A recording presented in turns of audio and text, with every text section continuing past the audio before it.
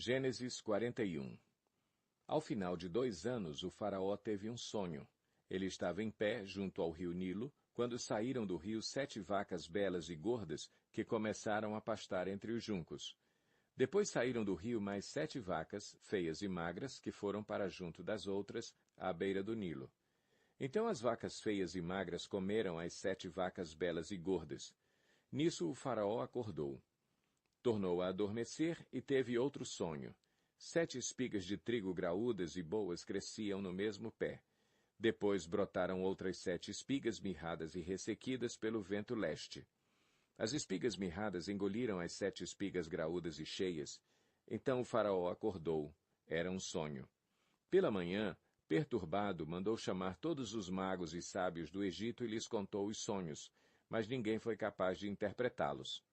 Então o chefe dos copeiros disse ao faraó: Hoje me lembro de minhas faltas.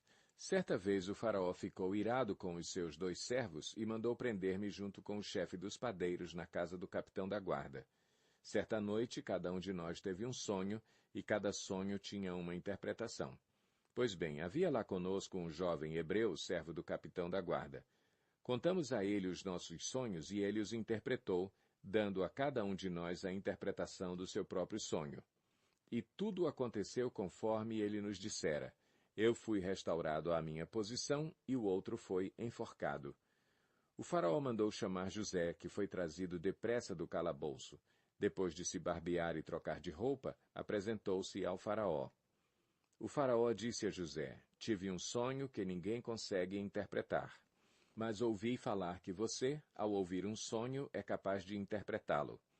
Respondeu-lhe José: Isso não depende de mim, mas Deus dará ao faraó uma resposta favorável. Então o faraó contou o sonho a José.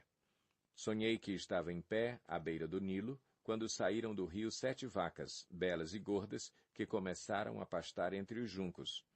Depois saíram outras 7, raquíticas, muito feias e magras. Nunca vi vacas tão feias em toda a terra do Egito. As vacas magras e feias comeram as 7 vacas gordas que tinham aparecido primeiro.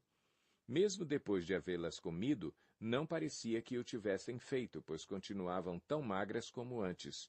Então acordei. Depois tive outro sonho. Vi 7 espigas de cereal, cheias e boas, que cresciam no mesmo pé. Depois delas, brotaram outras 7, murchas e mirradas, ressequidas pelo vento leste. As espigas magras engoliram as 7 espigas boas. Contei isso aos magos, mas ninguém foi capaz de explicá-lo.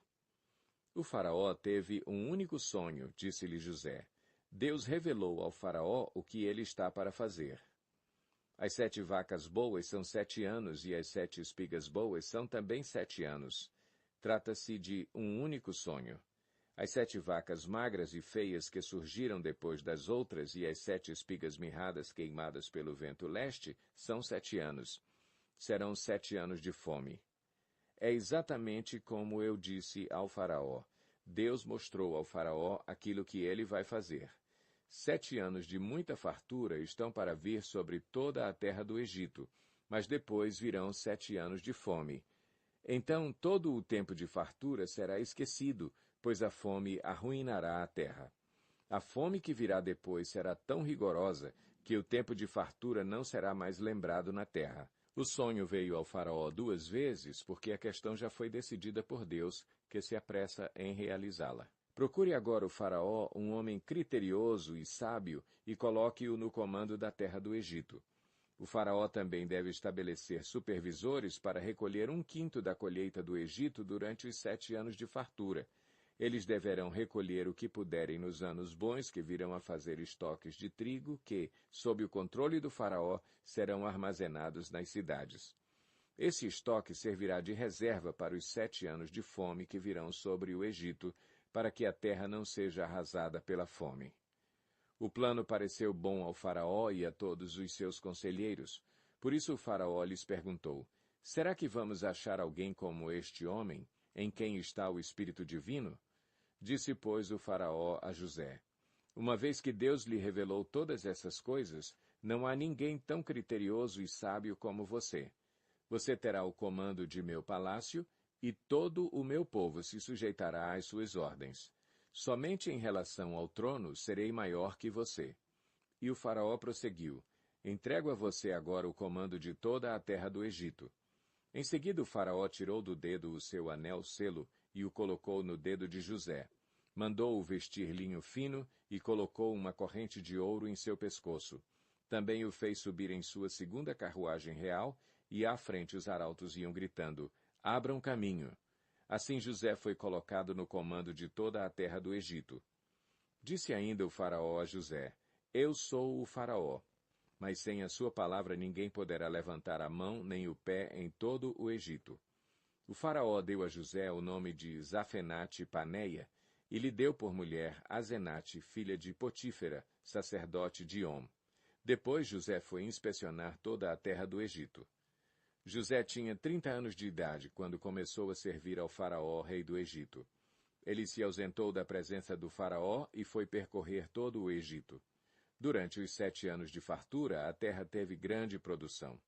José recolheu todo o excedente dos 7 anos de fartura no Egito e o armazenou nas cidades.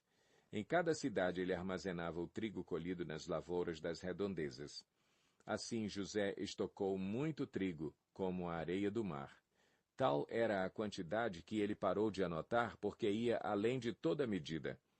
Antes dos anos de fome, Azenate, filha de Potífera, sacerdote de On, deu a José 2 filhos. Ao primeiro, José deu o nome de Manassés, dizendo: Deus me fez esquecer todo o meu sofrimento e toda a casa de meu pai. Ao segundo filho chamou Efraim, dizendo: Deus me fez prosperar na terra onde tenho sofrido. Assim chegaram ao fim os 7 anos de fartura no Egito e começaram os 7 anos de fome, como José tinha predito. Houve fome em todas as terras, mas em todo o Egito havia alimento. Quando todo o Egito começou a sofrer com a fome, o povo clamou ao faraó por comida, e este respondeu a todos os egípcios: Dirijam-se a José e façam o que ele disser. Quando a fome já se havia espalhado por toda a terra, José mandou abrir os locais de armazenamento e começou a vender trigo aos egípcios, pois a fome se agravava em todo o Egito. E de toda a terra vinha gente ao Egito para comprar trigo de José, porquanto a fome se agravava em toda parte.